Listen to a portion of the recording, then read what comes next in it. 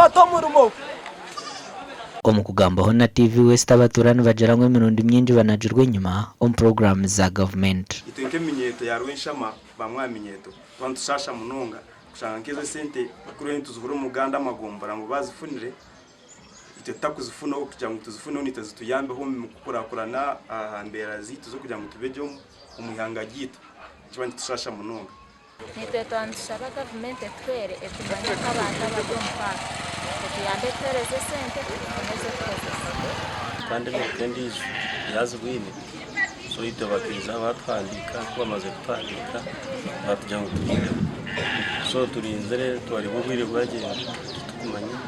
government netuteka ho batekuteka tugambireho na mukuru w'entebe ya kabera hanshongeji kandi ibintu byatugambire ureba Rwenshama n'umwanya kurwari kandi Rwenshama abantu nango gisarisemu n'abantu abaryo mutawunika bikurungu ninga Rukungiri Rwenshama yo kureba turimo bari na ka machine ko kwasa kufotokopinga form keje yo kureba so ntucereka kucerererwa mu kutunga service za parish model konka parish model tugabire miliyoni 82 kezi yo kubanza twagamira 22 kandi abantu bakazitunga miliyoni 42 so kuyonko kuna nagamenta abantu yo mubante kumina wo muntu yahurira ngo bakazitunga haza umubante kumina tunyabanta na babiri nakuyo umukazi ya mwenga Wilberforce ngo muhimbise ubwo ryo muhezo wa RDC wa district ya Rukungiri najera ngo mu account zabo muri za banka zakashoba konka bashabirwa kugumisiriza sente zanziro icyabiro ni kiki impango abamwe bitu bya banka konta kubitegereza mutiyari naza kushusura account namba bakashanga igwire ningerengere mu dictator corresponding na yabibine sente is bouncing ishonga ya kabiri niyo kushanga ngo amazina gwo akozise for example amabashangaga orientation harimo letters ibiri amuka ibiri kandi wakozise im na gwisinte account ejitwa kudutinga is bouncing. Omuganda makuru minister w'ihango w'ebye sente Henry Araganyira Musasizi arahire kureba ngo bona bakorise ku sente za parish development model district ya Rwanda bakorwa ngo kwa mateka garukuragira ngo aro muntu wa kibuzije esenda kazitungira mu ward etaliye oshangora ruga kibuzije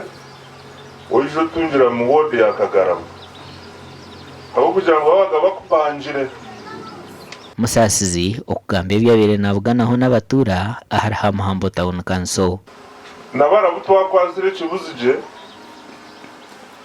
nkagendera hasi munonga ekizibu murangambira ko ngati murabingambira kurungi umwe muntu arangambira ko ngati murenda ngo haza ngo babimanya ngo ninye hatobwe muratugumiza abunari ndakurira bona batunga sente secretary wanje yatunga miliyoni nabanda wabali ho bona batunga yoko nayichere muguza kunaka mu banka na shanga account anje hatariho negana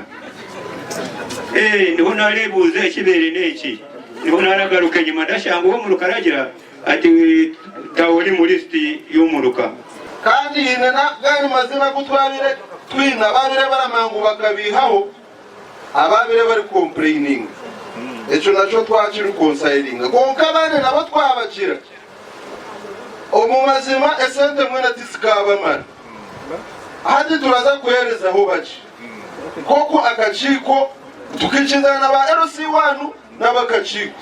rero abandi mwikirize mutegereze round ndishu Musasizi ahantu hayihirire kwereka ngo inshobe zakozurwa mu kugaba sente zije kuterezwa kandi n'abashobize bakorweho ngendo basebona banyabo ba parish chief badaka CPO aryaha commercial officer aryaha ezishonga zone zimwagamba ndenda kubahamiza mutizira shuba kubaho mu gihugu mwayi Gashakwa Dan basibye na Job Namanya.